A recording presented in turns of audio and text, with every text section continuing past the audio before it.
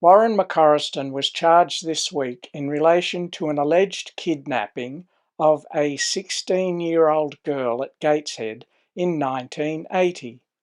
On Tuesday, the 16th of January 2024, a committal hearing was held at Belmont Court in relation to 4 new charges.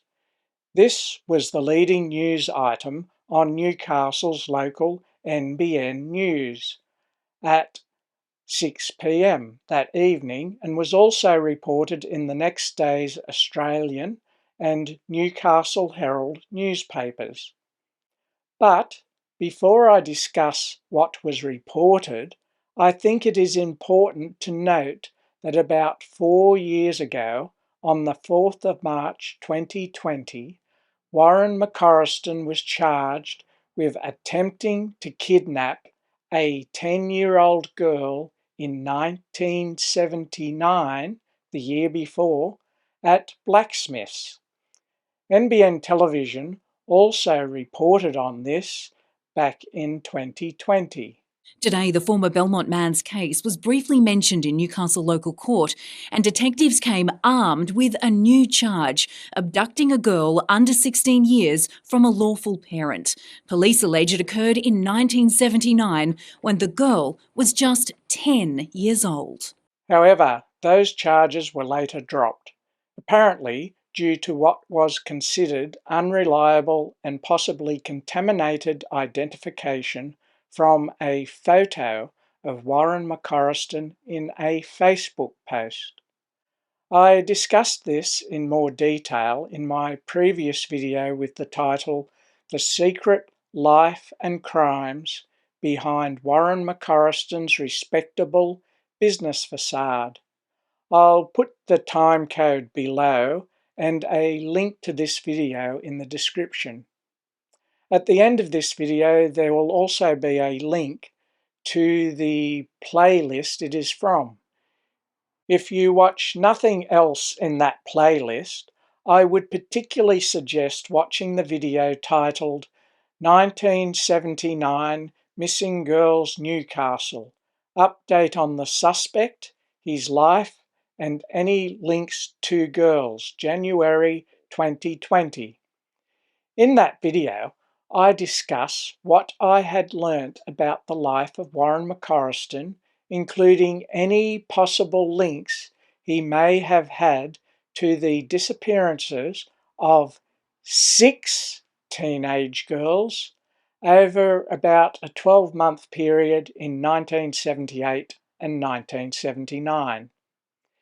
In that video, I didn't include that it was likely he was at Swansea Bowling Club on the night Amanda Robinson disappeared, as this information didn't come to light until late 2021. Anyway, back to the current charges. On the 17th of January 2024, David Murray and Mackenzie Scott gave the following report in the Australian. Ex-resort boss on teen abduction charge. Former hospitality executive Warren McCorriston has been charged with attempting to abduct a 16-year-old girl at Knifepoint more than 40 years ago. Now, it says attempting to abduct, but the charges and information elsewhere indicate it wasn't an attempt, it was an actual abduction. But anyway, these are alleged crimes, they're only charges at the moment. New South Wales Police Strike Force Arapaima charged Mr McCorriston on Monday with attempting to abduct the teenager after she got off a bus at night at Gateshead in Lake Macquarie in 1980. Now, I was just thinking, in 1980, well, I lived at Gateshead as well. I was also 16. So, Just wondering if I may have known that person. But anyway, a lot of people around at that time. But anyway, I shall continue.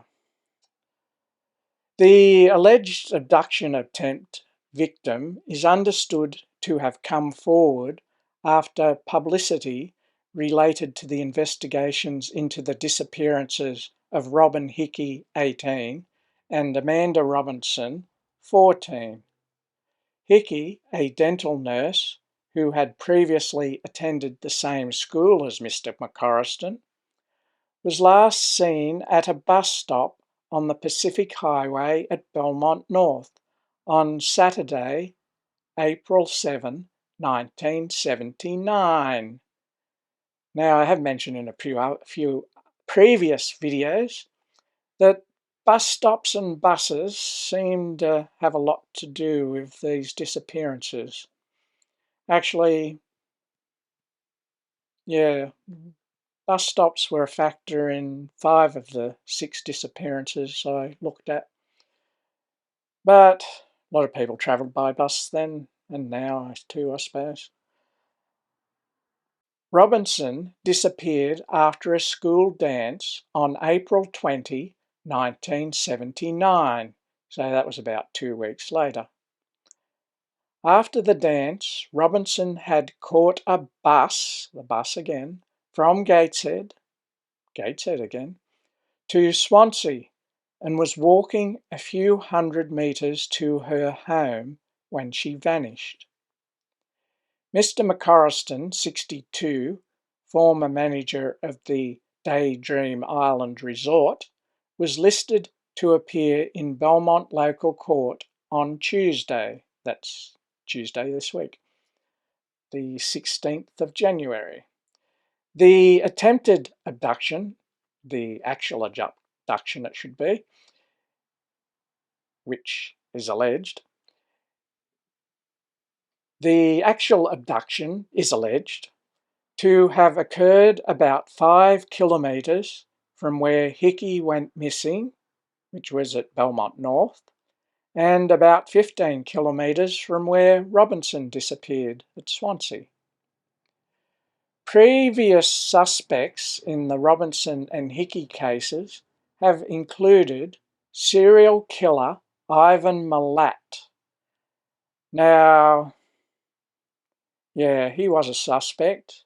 I had heard when he was getting accused of it, he'd get angry and deny it. So maybe it seems that if he hadn't done it, then he was getting annoyed at getting accused of it when he hadn't done it. But anyway, what else have I got here? Yes, because Ivan Milat actually lived in the Newcastle area at the time, as he was a road worker, and I do recall there were major roadworks going on around Gateshead and maybe some other areas.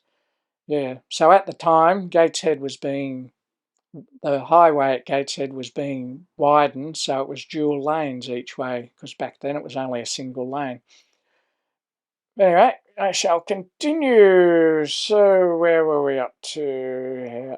But Mr. McCorriston has been central to inquiries since Arapaima launched in April 2019. So it's been going on for nearly 5 years. Anyway, launched in April 2019 to re-investigate. On the night Robinson vanished, Mr. McCorriston is believed by investigators to have attended a Scouts private fundraiser at the former Swansea Bowling Club. He was about to turn 18. Robinson was walking home at the same time the club was closing, and the Scouts meeting was finishing, police discovered. So as I said, they didn't discover that till late 2021. Investigators, led by Lake Macquarie Detective Sergeant Christy Farber, have been examining the association between Mr. McCorriston and accused child sex offenders, including Scouts leader and bus driver, buses again, George Cecil. Now, I did cover the situation with George Cecil in a video which I called 1979 Missing Girls February 2022 Update and Suspected Paedophile Ring. Now, the discussion of the details surrounding George Cecil start from about 9.5 minutes into that video, but you might want to watch the whole video anyway. So it gives a little bit of a summary here anyway. Mr. Cecil attended the same fundraiser on the night Robinson disappeared, as did identical twins and serial pedophiles Richard and Stephen Mateer. And I have done some videos on those and those twin brothers. And I'm planning to have another video in the near future to update some more recent things, who have since been jailed for the sexual abuse of young boys in the 1980s and 90s. Police raided Cecil's home in 2010 over allegations he had sexually abused a teenage boy. Second Belmont Sea Scouts member Roger Steele on a trip in the 1970s. Boxes in the home contained clippings of old newspaper articles on the disappearances of Robinson and Hickie. Mr. Steele alleged he, Mr. McCorriston, and another boy were all about 13 when Cecil invited them on a Scouts hike, groomed them with stories of sexual exploits, and took photographs of them naked. Cecil then allegedly sexually abused Mr. Steele, who gave the Australian permission to use his name. Robinson's mother, Anne Robinson, has never given up hope. In 2021, two $1 million rewards were offered to locate the girls. Now, the Newcastle Herald also reported on these new charges. I won't read the whole article, as it does repeat a lot of what was said in the other one. I'll just focus on the relevant bits to these new charges. Strikeforce brings charges over abduction. Strikeforce Arapaima was launched in April 2019 to re-examine the unsolved disappearances and suspected killings of Robyn Hickie, Amanda Robinson and Gordana Katevsky. Information uncovered during that investigation led detectives to arrest a 62-year-old man at a government facility at Silverwater on Monday, January 15. He has been charged with 4 offences alleged to have occurred in the Gateshead area involving a girl who was 16 years old at the time.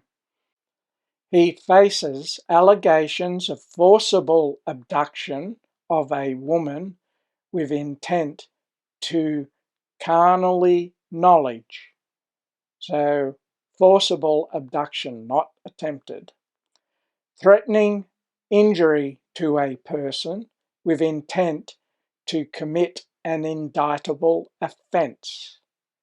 Assault occasioning actual bodily harm, and detain for advantage, causing injury to victim. The man is expected to front Newcastle Local Court for the first time on March 13. Investigations by Strikeforce Arapaima continue.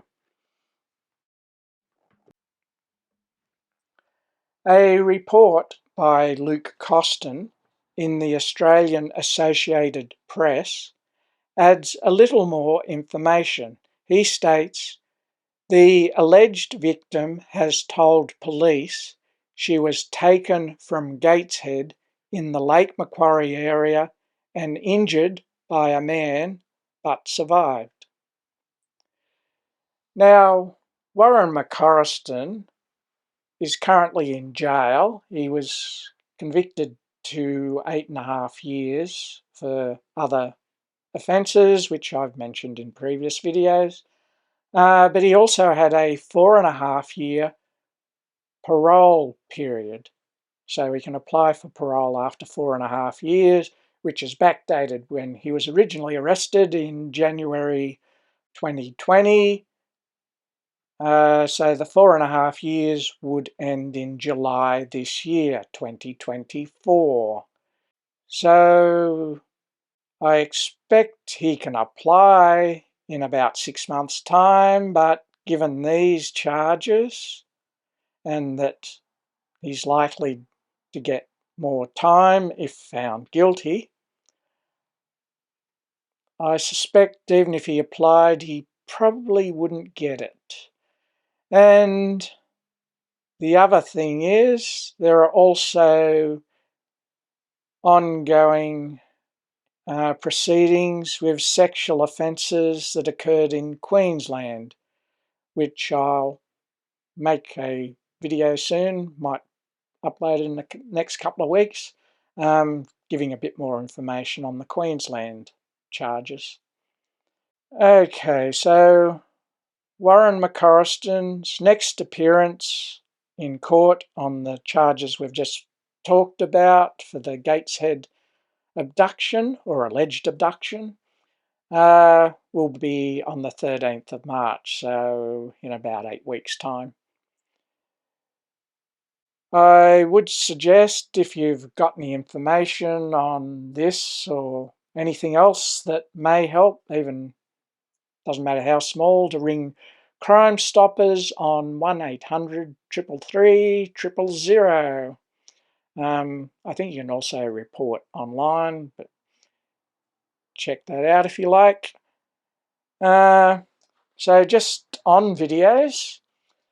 So I actually didn't make any videos for this channel in 2023, so a lot of distractions, but I'm hoping to make up for it this year. And as I said, I'm planning 2 other videos over the next month or so, hopefully get them up. Because the Mattia brothers actually go back to court on the 2nd of February for hearing in regards to sentencing. So they were found guilty of their more recent charges, or they were proven the offences. So if you'd like to see more of my videos, you know what to do. Subscribe, click on the bell so you can be notified of future videos. But anyway, I'm David A. Elliott. Have a good one and see you around like a Cecil.